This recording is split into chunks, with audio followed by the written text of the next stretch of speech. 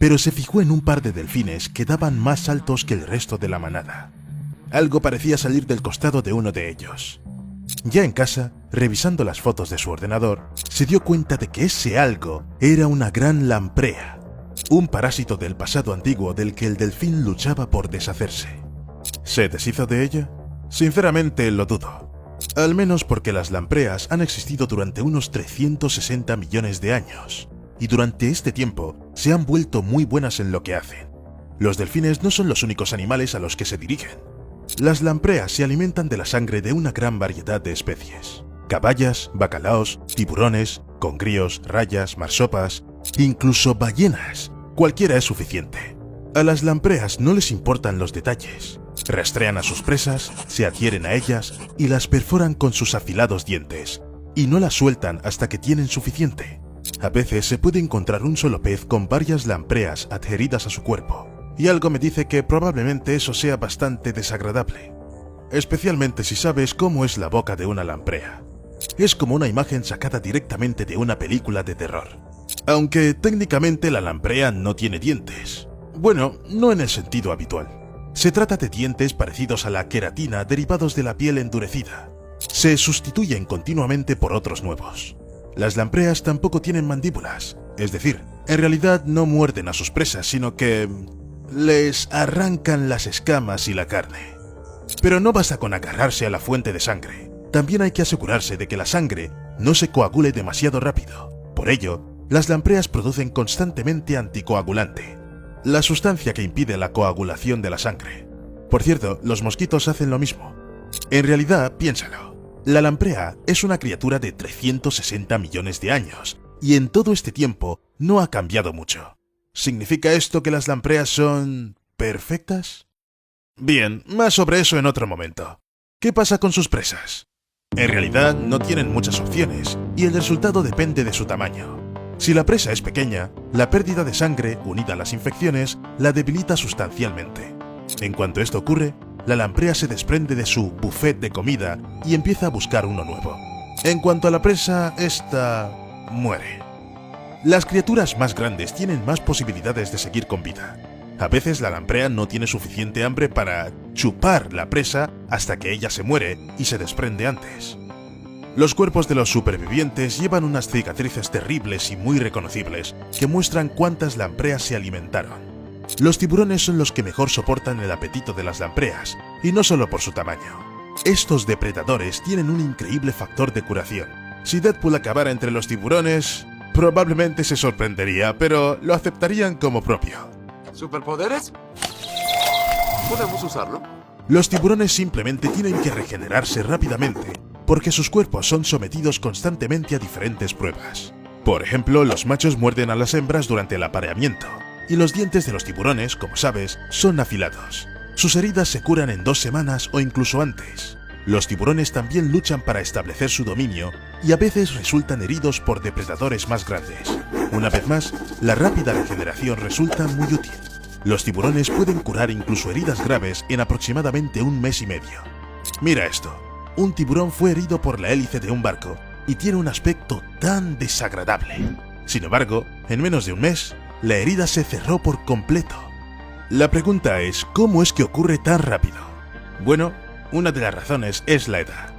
Al igual que las lampreas, los tiburones han nadado en nuestros mares y océanos durante bastante tiempo, desde hace unos 450 millones de años, según los científicos. Y durante todo este tiempo, los tiburones han estado evolucionando constantemente.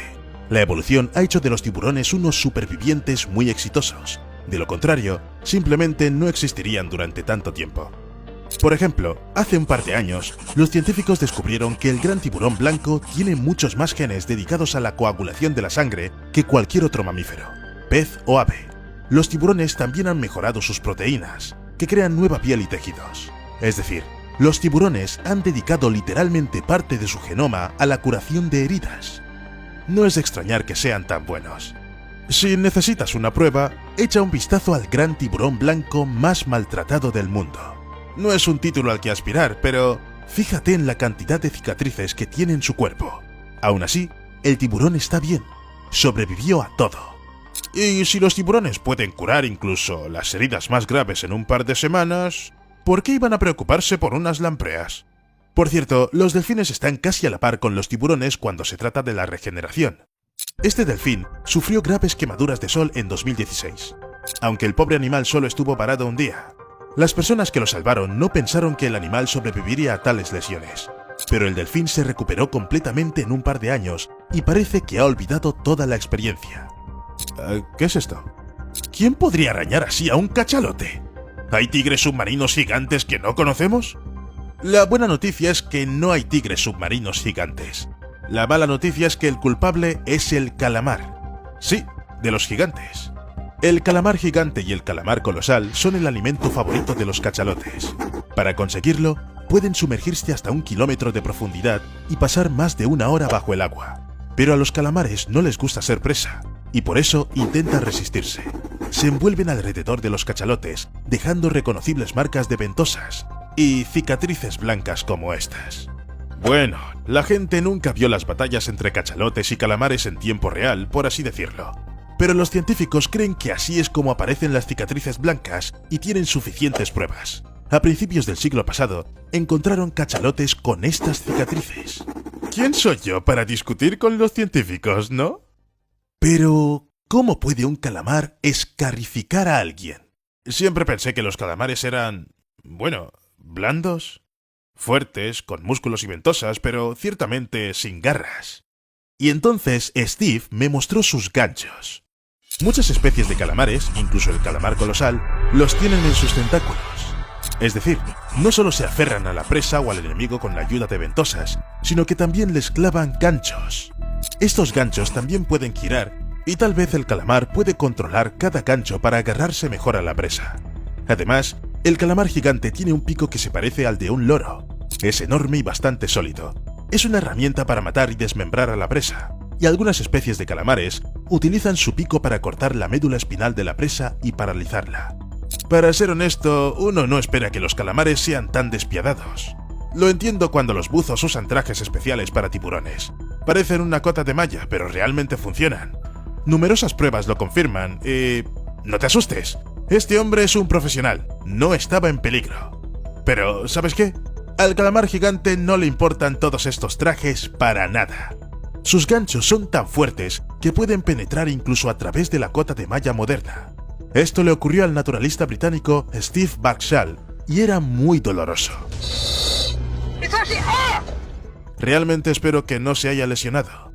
Sabiendo todo esto, uno entiende a los marineros del pasado que tenían tanto miedo de los calamares gigantes que hasta inventaron el mito del Kraken. Pero si crees que una colisión con un calamar realmente grande solo podría ocurrir en Piratas del Caribe, entonces no debes haber oído hablar del destructor USS Stein.